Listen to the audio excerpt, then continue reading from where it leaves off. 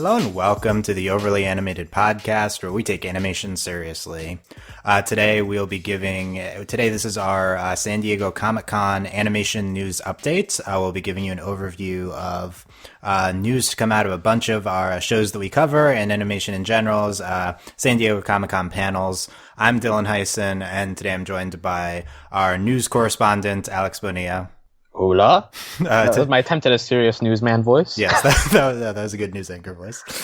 This is a brief update for all of our shows that we cover. There's a bunch of news because, of course, this is how this works in the entertainment industry nowadays. You have to just premiere a bunch of stuff at Comic-Con for some reason, and no matter like what type of show you are. So we'll be getting news updates for everything here. We're posting this in a bunch of our show-specific feeds. That's because we'll be covering news for those shows. If you want to skip ahead, the order we're going to go in is Steven Universe, Rick and Morty, Star Wars Force of Evil, Miraculous Ladybug, Voltron Legendary Defender, and then assorted animation news at the end. This won't be that long, but yeah, if you just want to skip to your favorite shows and news, generally go there until you find it.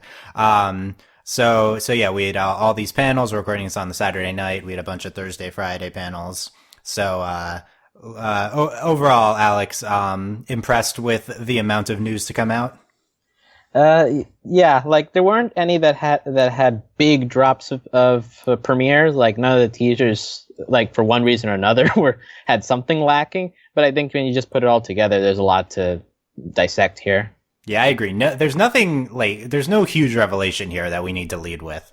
Every show basically just had some minor stuff, so we'll get to all that. But yeah, just in sum, it's a lot of stuff to cover. So let's start with Steven Universe here. Yeah, that's the one thing that doesn't have minor stuff, but to us, because of how it was recorded, we don't have the full effect of what it was to the people who saw it. Yeah, so some of these we have pretty explicit accounts of the panels. The Ladybug entire panel is online, but Steven Universe, it was like being live streamed, so we heard the audio of like clips that came out, but we don't have video for that.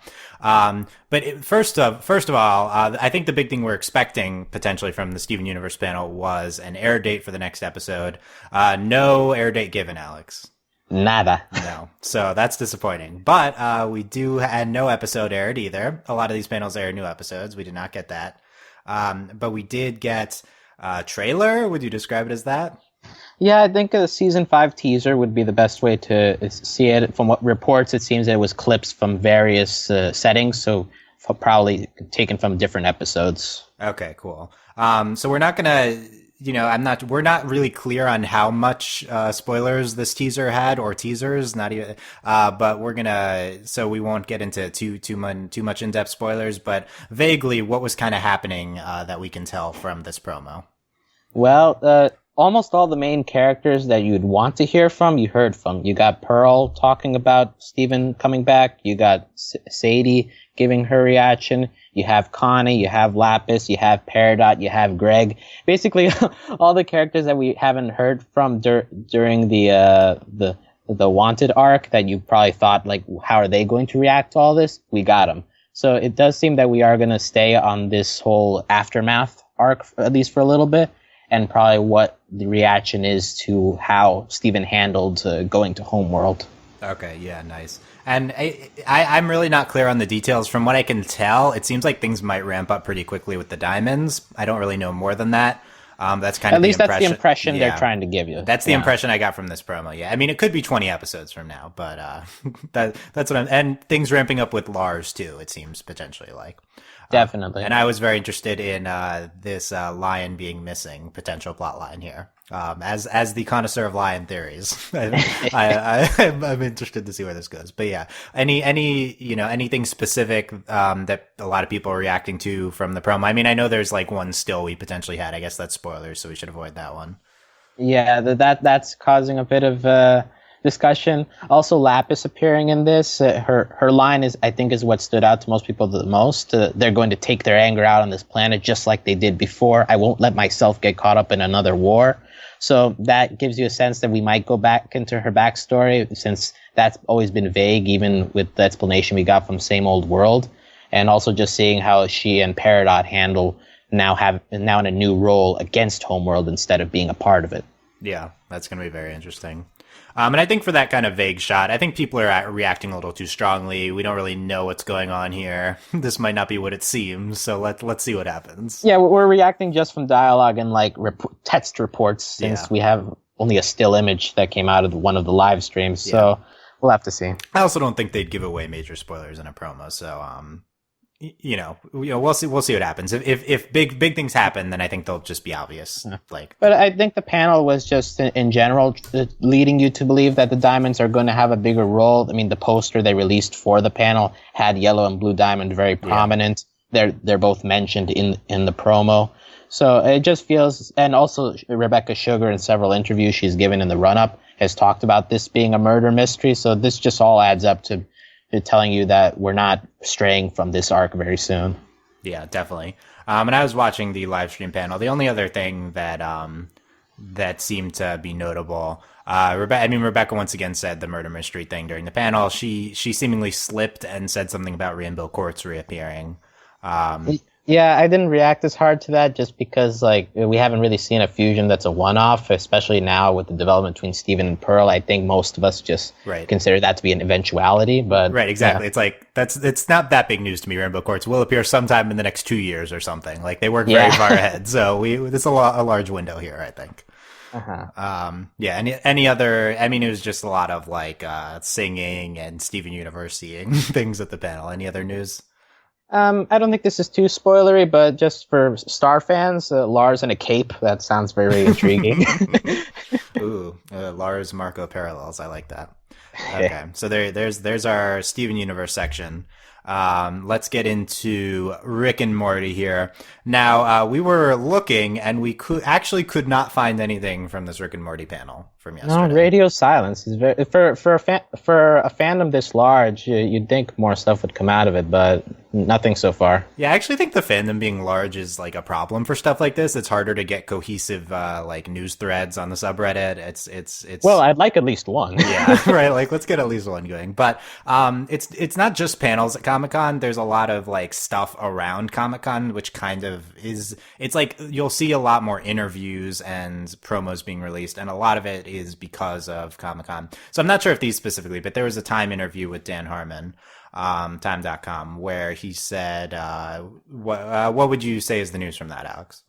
Well, the big news is, I guess not that big, but to Rick and Morty fans, he said that this season they didn't get to make an interdimensional cable episode. That's an anthology episode that we've gotten at least one of in each of the past 2 seasons. So because he said that this season took longer to write, that for time reasons they just didn't get to do the improv episode they would have been past. Yeah, and the explanation was very interesting. He said that originally the season was going to be like 14 episodes, and this would have been like episodes 1 of 11 to 14. So it's not that like this episode in particular would have taken too long. It's that they had planned to do stuff later in the season that they just had to cut off the season. I mean, that's not what he said, but that's kind of the impression you get. They didn't get to do stuff that they would have done past episode 10. I assume episode 10 will still be a finale. At some point they would have made the decision and then pivoted. But yeah, that's interesting. During production, they thought they would have more episodes than they did. Yeah, it was very left vague, but like to me, it just felt like maybe it wasn't as high as a priority due to what it seems like a more focus on plots. Yeah, that's definitely possible too. Yeah. Yeah. Also, in that same Time interview, he also they asked him about Jerry, which is something we've been speculating about a lot here, and he does say that he's a huge part of season 3, and also talking about how they might focus more on the battle of custody. That's something we've already theorized when talking about how season 3 would go. So that's an interesting confirmation and a thing to look out for in this upcoming season. Yeah, Dan definitely says Jerry will be a big part of the season. And last, I think guest voice actors. Right. So we have here Susan Sarandon, Christian Slater, Danny Trejo, and Gillian Jacobs are the biggest names that we'll be expecting this year. Nice. I think you said keep David returning as the president, so a returning president character. I find that interesting, but that'll be good to see. So yeah, we have some names there. We have no improv interdimensional cable episode, and yes Jerry. And we also have promos, I assume, appearing on Adult Swim right now. Yeah, according to what I saw, it's just basically short little teasers that they put at like in the little breaks, like 30-second breaks that they have between new episodes, I guess. And nothing too big. You see a couple of jokes from the Mad Max episode. Jerry appearing with like a U-Haul truck, I guess. One clip of Summer. Yeah. Nothing too big, but just knowing that we have a little bit more promotion to do before the premiere. Nice, yeah. I mean, we're about a week out from the premiere. Like this is just going to happen. Like our knowledge of the season will instantly be outdated as we get new promos, presumably. I do think it's interesting they're putting promos out from multiple episodes in the future. So, and that's kind of nice. They're just like little small clips. And it's definitely, so we have a Rick and Morty podcast coming out next in our feed that we'd previously recorded, and we did not know any of what Alex and I just said during that, so definitely note that. I do say it at the beginning of the podcast, but, yeah, I apologize, but yeah, I mean, at this point, anything is going to be outdated as we get closer to the premiere. So, none of that was known for that podcast. Yeah, spoiler alert, they were very proud of their wanting to have the cable episode again this year. Yeah, and I would say they definitely intended to have it. So I feel like we were half right. That's what I'll say. Anyway, that's what Dan Arvin said. So that's any other Rick and Morty news? Nope, I think we've covered that pretty well. Yeah, so maybe eventually. Oh, and there's you said there will be a screening. Oh, yes, at Petco Park, which is the baseball stadium there in San Diego. They'll be having a screening on Sunday, so we might get something out of that. Presumably episode 2? Like, maybe. Or is it just a trailer? I don't know. Who knows? Oh, if you're doing it at a stadium, I would hope it's something more than a trailer, but yeah, we'll see. Is it like before a game, or is like they're inviting people in when there's not a game there? I don't know if the Padres play tomorrow. Yeah, well, we can look that up. They must, but... No, but I think if you're taking it out for that, I would imagine it has to be something a little bigger than a trailer. Yeah, well, so we'll see about that. Yeah, I don't know. I don't want. But also, once again, Comic-Con is such a big event, and we got nothing out of that. So I'm not sure what we're going to get out of this either. Yeah, I mean, when you do your panel a week before your season starts, there's not really much you can do. But a lot of times they just show that the next episode. True. Which we've done with some shows here. So, yeah, we'll see if there are any later reports on Rick and Morty. But for now, that's what we got for that show. Let's move on to Star versus the Forces of Evil. We had a Star panel. Was it a combined panel or was it just a Star panel? Yeah, it was combined with Milo Murphy's Law, another Disney XD show. Yeah, Disney does this. Star is big enough. We need to give Star their own panel. Is what I'd say. But also, they just had the D23 Expo, so it may just be that there's not enough new material to cover. Yeah, true. Yeah, we had our biggest Star news not even released at Comic-Con. It was live chat online. Star will be back in November. So anything other than that pales in comparison. But what's the major news that we got out of the Star panel? Basically, the big news is another new sneak peek into Season 3, and we get Tom and Star dancing.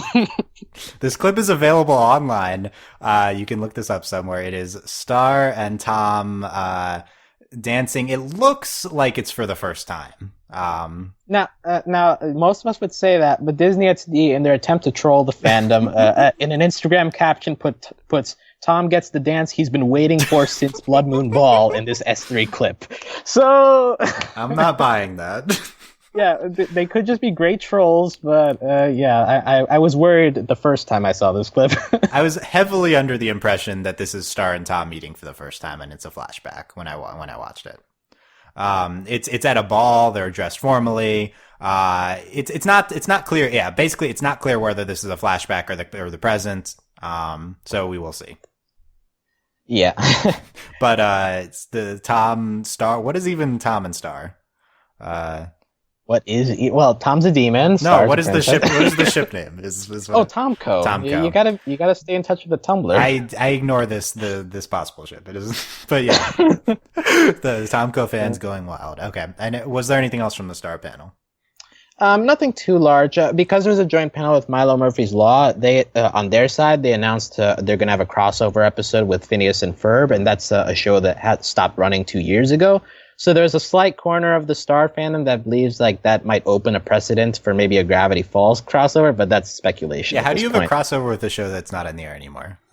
Yeah, but see, if they're doing that, then now you open the possibility for, more. A Star shows. Gravity Falls crossover would be great. That's definitely not happening though, because Alex Hirsch, I think, is done. Is what I would say. From following him on Twitter, I do not think that would be happening. Yeah, but Disney XD is still putting out Gravity Falls related media, so I wouldn't put it entirely out of the question. I would hope they would not make that without him, but whatever. We'll see. But that would be fun though. When's our Gravity Falls Rick and Morty crossover more than just the cameos? No, that's 0% possibility. Yeah, 0%, okay. So that although Alex Hirsch did do a voice, right? Yes, he did. He was the vampire and the stinger of that episode. Yeah.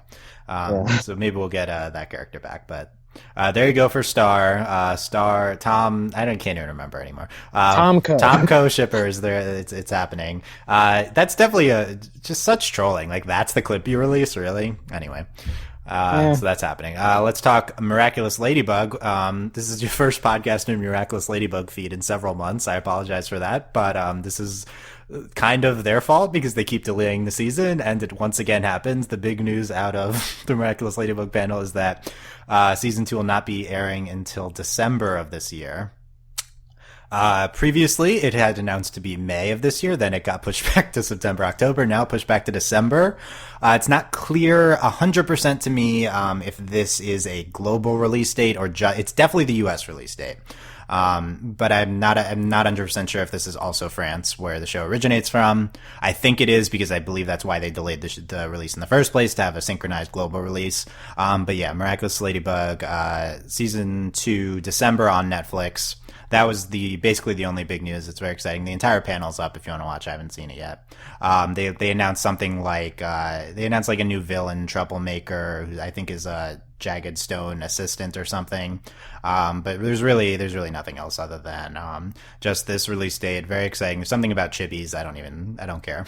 After Ruby Chibi, I'm off chibis. So yeah, that's what we got from the Miraculous Ladybug panel. We're definitely looking forward to season 2, and although we have not had a ton of podcasts recently on this, as season 2 approaches, we will start ramping up again for Miraculous Ladybug, because I know we have a lot of fans.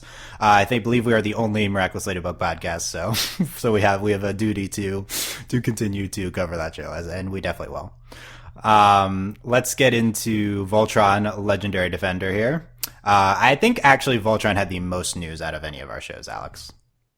Yeah, because they dropped a trailer and an air date, so that's already more than. It's already more, and they played an episode too. Yeah. Yeah, they played a full episode. I don't think that's available to the public, but not, yeah. But yeah, also we have news that season 3 will be shortened to 7 episodes, and that a 4th season will premiere in October, but that will also be shorter than a usual season. Yeah, so this is the big news. Season 3, which we know is coming in August, the beginning of August, will be 7 episodes. Season 4 in October. There's an Entertainment Weekly article that claims season 4 will be 6 episodes. Katrin, who is the host of our Industry Insider panel, was at panel. I was at that panel, and reports that they did not say that there. So I don't know how confirmed season 4 being 6 episodes is, but that would make sense because these seasons are originally 13 episodes. So really, they're just dividing what season 3 was into 2 chunks, and we'll get the first half of the season in August and the second half in October. Mm-hmm. Yeah, this is kind of interesting from a larger Netflix airing type of, like how they air shows. They can just kind of arbitrarily break up seasons and release them when they want. But that's a larger conversation. There's this teaser that's out. This is available online. I watched this, and to be honest, I don't remember almost anything from it, so there's really not distinctive to me. But we'll be getting the season in a few days, so whatever.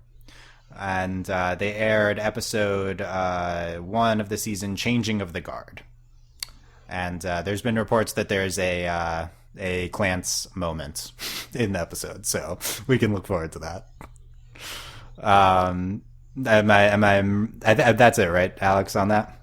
Yeah, also, I don't know too much about the Voltron show, so I don't know if Prince Lodor is a character that has appeared yet, but there was an announcement that he'll be voiced by AJ Locascio, who has previously been famous for doing voices in an Ashley Birch web series, Hey Ash, What You Playing? So that's a small piece of news extra that comes with this. Yeah, that would have been the next biggest thing, definitely. Yeah, Prince Lotor has not appeared yet. We've seen him in trailers, so that's why we don't really know who we didn't know what he sounded like, but we didn't have a voice actor, so that's cool. Yeah, that's the big two big things leading up to season 3 of Voltron. Prince Lotor is coming, and who will pilot the Black Lion? We'll see if those are addressed in episode 1 of the season. Okay, that's it for the shows we cover, but there's a lot of animation we don't cover, so and Comic-Con has everything. Alex, take us through anything you found notable animation wise from Comic-Con not discussed yet. Well, for me, the one that I'm most interested in, for the TBS had their Comic-Con panel, and they're debuting a new animation block sometime in 2018, I believe.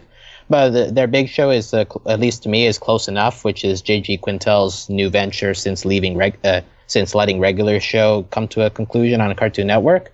But they released a trailer there, and it's mostly just regular show if it was humans and you didn't have censors.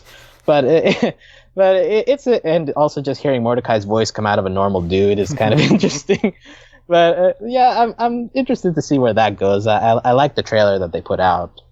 Yeah, I watched that as well. It seemed like it could be an interesting show.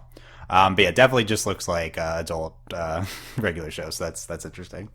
I mean, we always ask for regular show on Adult Swim what it would look like, and this is probably what it would look like. So prayers have been answered. People are hype about Hey Arnold. Yeah, I don't have the nostalgia for Hey Arnold or Rocko's Modern Life, which also had a trailer. I watched the Hey Arnold. I personally didn't really care, but Rocko's Modern Life, the movie, that one I did find the humor pretty good. And from what I've read, it seems that the animation style for both movie trailers are very similar to how they were in the 90s, and the humor is about the same style as they were. So that's an interesting move by Nickelodeon, especially considering reboots that have been happening lately seem to be like catering down to a younger audience, in the process losing the older audience that liked the property in the first place. So here it's a good sign that Nickelodeon is at least trying to reach out to the older audience that way. Yeah, and so the news being that Hey Arnold and Rocko's Modern Life are rebooting on Nickelodeon for movies, I believe, and they got trailers. So and you can check those out online. Yeah, so that'll be Hey Arnold, the Jungle Movie. Okay, interesting. So check those out. How about DuckTales news? Yeah, DuckTales, we also got another new trailer, but they've been putting out so many sneak peeks and new trailers that, like, at least to me, it's just been drowning me out. And again, I don't really have much nostalgia for that series, but it is Disney XD, and I believe it's being directed by a Gravity Falls alum. So there are high hopes to see how that goes on. Darkwing Duck confirmed for the DuckTales reboot. Yeah, I thought I had heard that earlier. But once again, they've been saying this character will appear, this character will appear. So in the end, I guess I must have just gotten it confused with other characters that have been announced in past announcements. Yeah, I don't know. That means nothing to me. So yeah. So I don't really know how big that is. But people are. We should have probably gotten Justin on this. Yeah, Justin is hype, but that's definitely true. Anything else? I think at least in television animation, we're pretty much covered. Any movie? Was there any movie news? I didn't see any. I know DC announced a bunch of animated movies that they're going to do, like Batman and Suicide Squad, just to complement, I guess, their like live action film franchise they're going for. So at least for comic fans, that'll be interesting to see. All right, I had something I just remembered. We had a Young Justice panel, Young Justice Outsiders. That's Tumblr's hype about this, obviously, and we had we revealed their new designs, and I see on Wikipedia their team lineup is that's been revealed: Wonder Girl, Robin, Blue Beetle, Impulse, Beast Boy, Arsenal, and then new characters: Static Shock, Spoiler, Arrowette, and 13. So that's what I got. Was that I didn't look too much in depth in this, but that's what I got was the big Young Justice Outsiders news, which will be airing next year online, I think, in some weird platform. Yeah, DC trying to get in on the Netflix action, I guess. Yeah, but yeah, we'll almost certainly cover Young Justice Outsiders. Young Justice is a very prominent show in the animation world and among the types of people that watch the types of shows that we cover. So yeah, people definitely excited about Young Justice. That's all I got. Yep, I think we pretty much covered it. So a little bit here, a little bit there. That's pretty much the MO of this year's Comic-Con. Yep, I agree. Yeah, nothing. I wouldn't say anything that we just talked about is headlining news, to be honest. If we included spoilers, we might be able to do a whole pod on the Steven Universe stuff. But it'd be mostly speculation. If they put the trailer like online, we'll definitely do that. But I don't know if I want to do it based on reports. So it's right, tough, right. And we have no idea if they're even going to do that, or if it's like a month in advance, the way that it happened with Extended Intro back in 2015. So yeah, I definitely support putting stuff you are at Comic-Con online. I think that's the way to go. Yeah, I think like if we're gonna grade here, I think Netflix wins because they put out the most news and they put out their trailer almost immediately after the panel ended. Disney XD also did well in putting the Star trailer up pretty quickly, especially considering how strict they've been with leaks in the past. And then you have Cartoon Network, who doesn't care at all about leaks, and nonetheless lets their stuff go out in very poor quality. And then there's Cartoon Network. Nick also put their stuff up online, it seems like. Yeah, Nickelodeon also did well. Netflix did air an episode, though. I really don't like the air an episode at Comic-Con practice because I don't know what the point of it is. It's like you assemble this large group of people and then you just like lower the lights and don't talk to them and you just show an episode. And then you don't put the episode online. It means nothing to anyone except the people that are in the room. Yeah. Like, I think there that exclusivity is like a valuable asset, but exclusivity for just seeing a trailer, I don't see the point in that personally. Yeah, definitely trailers up. I mean, yeah, I definitely don't think that Netflix should put the episode up early if they put it online, but I don't know. I think we can find other. My hot take on Comic-Con is that Comic-Con panels are we've gone too far. These are outdated. This is just dumb Q&As, which nobody learns anything from. Airing episodes early, which nobody gets anything from except the people are there, and then airing trailers, which you can just do online. So my hot take is stop doing Comic-Con panels, just do a live stream where everyone can see where you reveal your new stuff.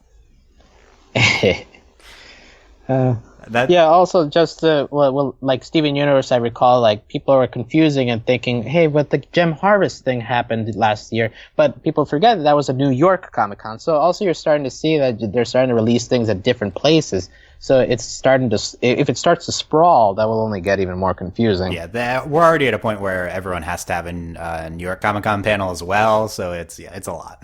This is too much. Anyway, let me know if you agree with my Comic-Con hot takes. That can be our discussion about that. It's a larger, different discussion. But yeah, there's our animation news for San Diego Comic-Con.